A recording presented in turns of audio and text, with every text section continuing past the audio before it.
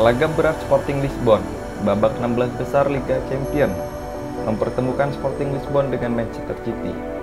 Sporting Lisbon akan terlebih dahulu menjamu Manchester City pada hari Kamis di Estadio José Alvalade. Pertemuan tersebut akan dihelat pukul 3 WIB mendatang. Sebelumnya, Sporting Lisbon dan Manchester City pernah bertemu di babak 16 besar Liga Eropa pada tahun 2011-2012.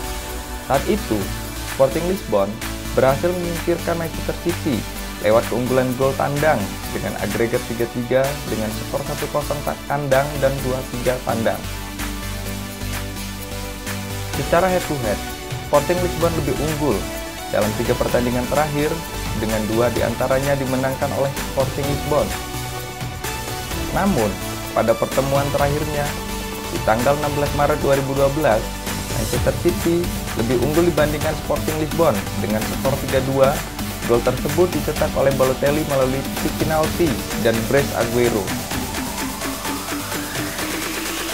Statistik kedua klub. Rekor Sporting Lisbon di Liga Champions 2003 kali. Sporting Lisbon menang 7 kali dalam 9 laga kandang terakhirnya di kompetisi UEFA Champions League. Sebelum ini, pertemuan terakhir Sporting Lisbon dengan klub Inggris adalah melawan Arsenal. Di fase grup Liga Eropa pada tahun 2018-2019, menelan kekalahan 0-1 di kandang dan imbang 1 tandang. Sporting tanpa kemenangan dalam 5 laga terakhirnya, melawan klub-klub Inggris tanpa kemenangan dengan seri 1 kali dan kalah 4 kali. Rekor keseluruhan Sporting Lisbon dengan klub-klub Inggris menang 9 kali, seri 4 kali dan kalah 10 kali. Sejak matchday 6, Sporting Lisbon menang 11 kali dan kalah 2 kali dalam 14 laga di semua kompetisi. Kekalahan 0-1 dari Borussia Dortmund. 5 laga kandang terakhir, Sporting Lisbon di semua kompetisi menang 4 kali dan kalah 1 kali. Rekor Manchester City di Liga Champions 2021-2022 sejauh ini menang 4 kali dan kalah 2 kali. City selalu gagal clean sheet dalam 6 laga yang sudah mereka mainkan di Liga Champions musim ini. City memenangi 13 laga dari 20 tandang terakhirnya di kompetisi Champions. Musim ini, pertemuan terakhir Manchester City dengan klub Portugal adalah melawan Porto di fase grup Liga Champions musim lalu dengan menang 3-1 kandang dan imbang 1 tandang. Rekor tandang Manchester City dengan klub-klub Portugal menang 1 kali, seri 2 kali dan kalah 1 kali. Rekor keseluruhan Manchester City dengan klub-klub Inggris menang 5 kali, seri 2 kali dan kalah 1 kali.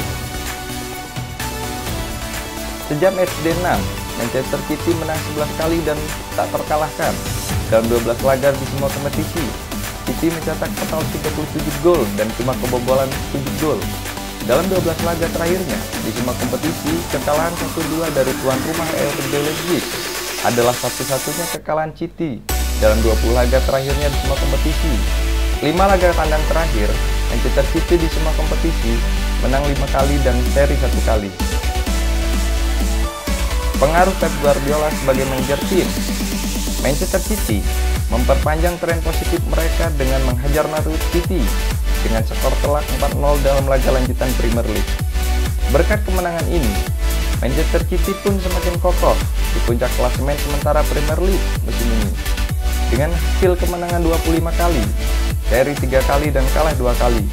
Dengan hal ini menjadikan Pep Guardiola sebagai manajer terbaik sementara Premier League. Pep Guardiola juga berhasil mencetak pemain muda berbakat seperti gelandang bertahan Rodri. Ruben Amorim siap ladeni permainan Manchester City.